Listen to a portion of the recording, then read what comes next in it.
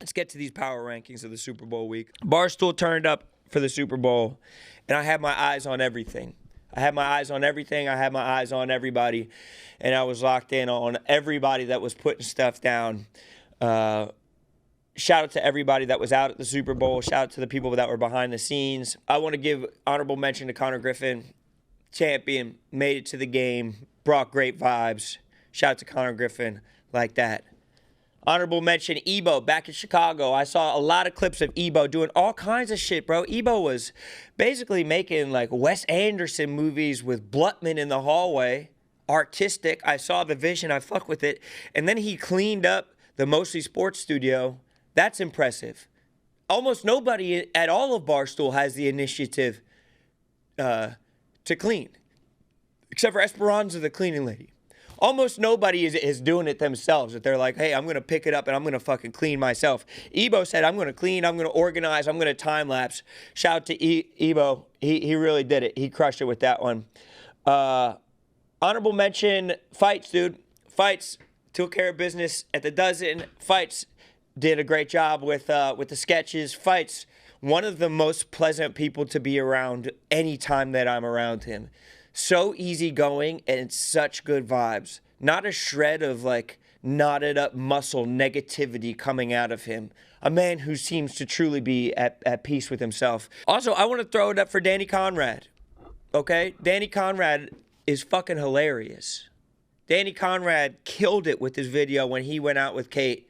W's for Danny Conrad. He's like this. And like, he's so funny in real life. He's so funny on the yak. He also knows how to play his position so well on the yak. And then I'll kind of like even see like feedback about the yak, and I'll see the knots of negativity coming up about Danny Conrad. And I really question like what the fuck people are trying to do. And like where they're coming from with this and where their sense of humor lies. Like if you don't think that Danny Conrad's funny, like you don't have that sense. It's almost like how some people are blind. Some people have no sense of touch. Some people can't taste well. Some people can't hear. There's deaf folk out in the world. Your sense of humor isn't there if you're not picking it up on Danny Conrad. And if you're throwing it out into the world, negativity about him, especially on a show like that, I don't know what you're looking for out of the yak. I truly don't know what you want out of the yak. Let's get to this top 10, though. Top 10 power rankings for the Super Bowl. We're going to go number 10, Dave Portnoy. Salute to Dave Portnoy, number 10 on the list. Not necessarily for what he did down there during the week, though he did have a banger of a question from Matt Patricia. Didn't let Matt Patricia off the hook. But really, Dave is getting the nod for the work that he did with the crypto shit this week. I don't know what the fuck he's doing. I can't make heads or tails of it. I don't understand it. I've been spending all my time grinding game tape, going and finding Houston Christian players who might be good third-round picks for the Eagles, trying to find complete game tape so I could watch them. That's my crypto. That's the kind of thing that I grind tape of, okay? I don't know necessarily, but Dave seemed like he was doing insane shit with it. W for Dave for the week. Ninth on the power rankings this week, Chris Clemmer. Out of the New York office, Chris Clemmer comes out with another rat race, another banger. Another banger.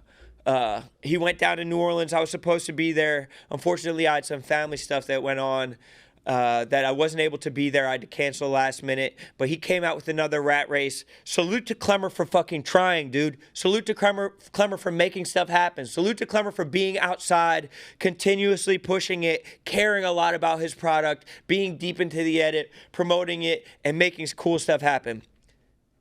8th on my power rankings list. Pug. I don't even know if everybody knows who Pug is. I had never even spoke to Pug before this week, and I fell in love with him. Pug is part of my takes producer, and he's just fucking, he's it. He's just interesting. He's his own person. He's not like a kind of guy, you can't clown on him. There's nothing about him you can clown on. He's uniquely clever. He's uniquely funny. He reminds me of my boys back home from Havertown specifically. I'm not sure where Pug's from. I know he's an Eagles fan. He went to the game. He was super appreciative to be at the game, but his presentation, his style, the whole time at the game, he's like, should I not be wearing like khaki shorts and a jersey? Like, should I be wearing this? You guys are all dressed so cool. No, Pug. Be yourself. The way that he presents himself, Pug is, he just has this familiar feeling to me. I even like the pitch of his voice. He has kind of this nice, deep voice that just, it feels warm, dude. 7th in my power rankings, Compton. Salute to the bro.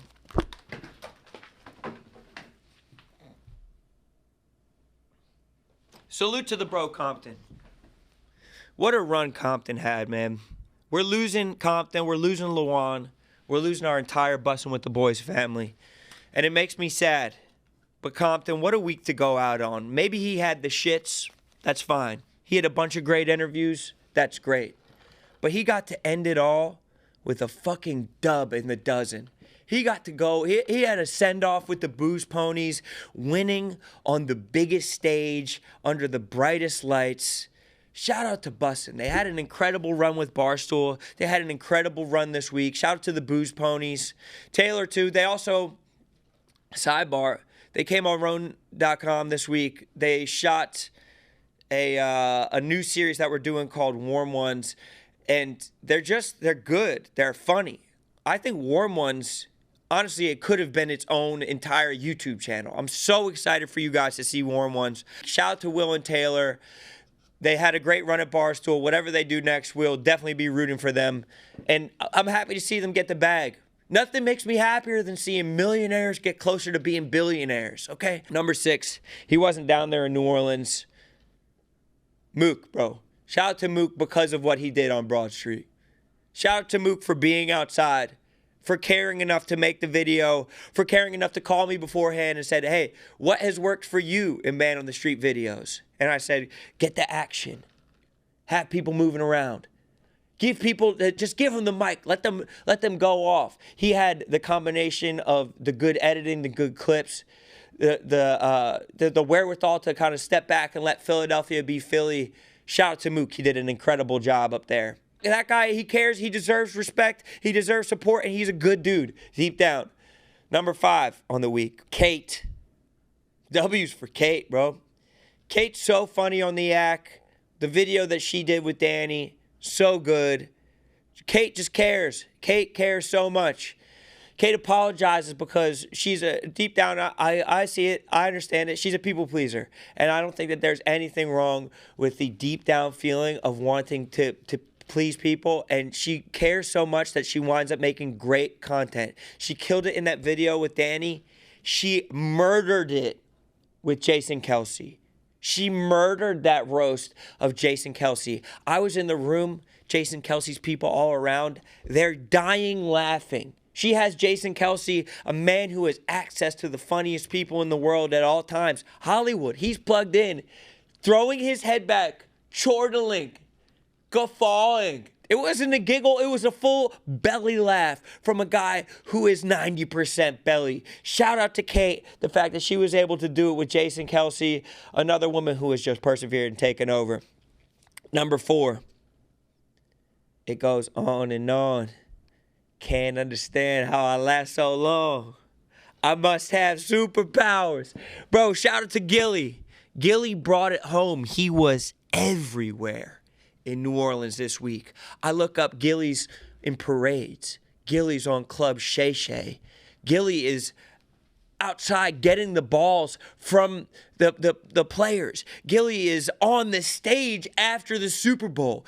Gilly is as synonymous with Philly as anybody, as William Penn, as Benjamin Franklin. The way that Gilly has woven himself into Barstool, the way that he's woven himself into Philly, the way that he's woven himself into the culture is something to be studied. He is so loved. I listen to the sports podcast that I listen to, and they're talking about Gilly on the game-by-game breakdowns, on the X's and O's. Go look at this video of Gilly. Come on. Man, You guys have to see how this man is sleeping. Like, I cannot. Wait, let me see. Like, why would he be sleeping with the football in the bed? Like, why would he have that?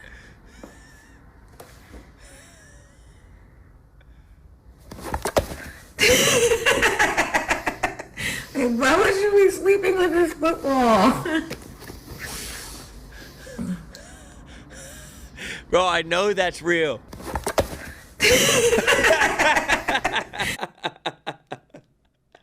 Oh my fucking God. Bro, he's so funny. Naturally. The way he like opens his eyes, he's just looking straight forward. He's so fucking funny. Number 3, the Sass Man.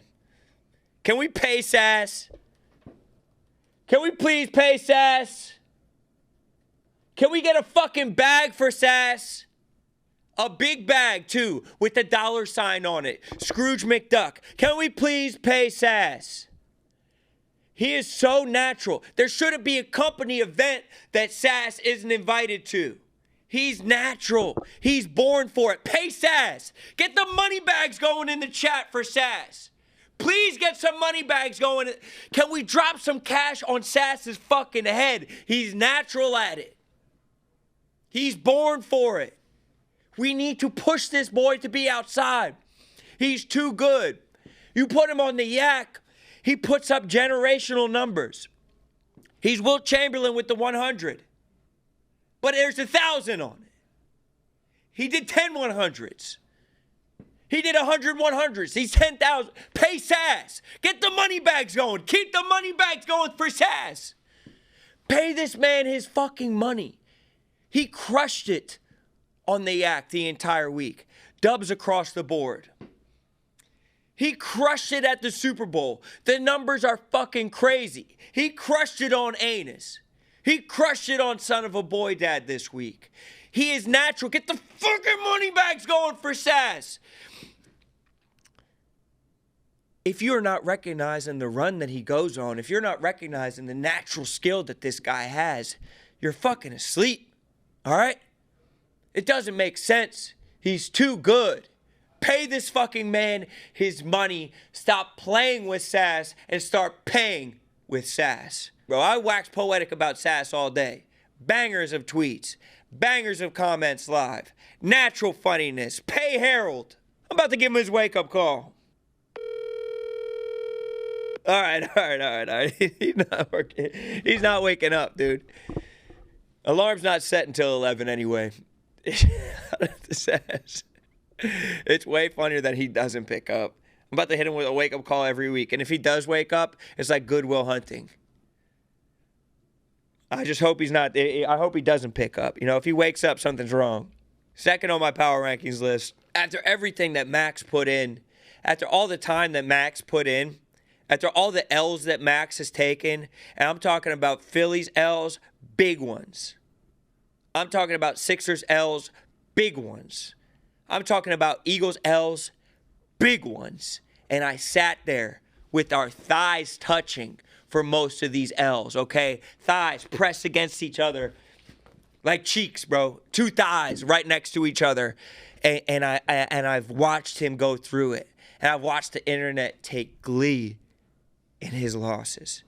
I've tuned into part of my take, and I've watched Big Cat, PFT, Hank laugh in his face, make memes out of the fact that he's had fucking terrible times and terrible luck with his teams. He hasn't won a championship since he's been here, okay? He's taken L's. He's taken a lot of L's. A long list of L's. LL. Rolling L's. And suddenly, he fights and he stays persistent, and then he's back on top. It was great being there with Max. Max is my guy. But number 1 on the list is pretty fucking easy. It's the bro John Gruden. He was so good on the desk with Nikki Clicky. So naturally good on the desk with Nikki Clicky. He was so good in all of his interviews that he did. And he was just cycling in like Penix and Jameis Winston, these guys who are studs, like these guys who are great interview gets. He's so natural with them. I just see him walking down the street the entire week just with Jake, just breaking it down.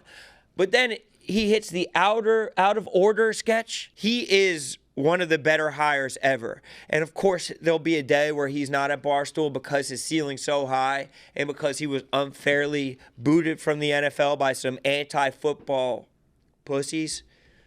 But there will be a day where John Gruden isn't at Barstool anymore, and that makes the finite time that we have with him even more precious because we need to enjoy it. We need to enjoy him while he's here. He just rules. He is the man.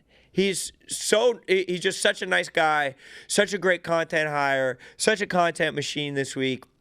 Incredible stuff from John Gruden. Dubs up for John Gruden. He's right there just like that.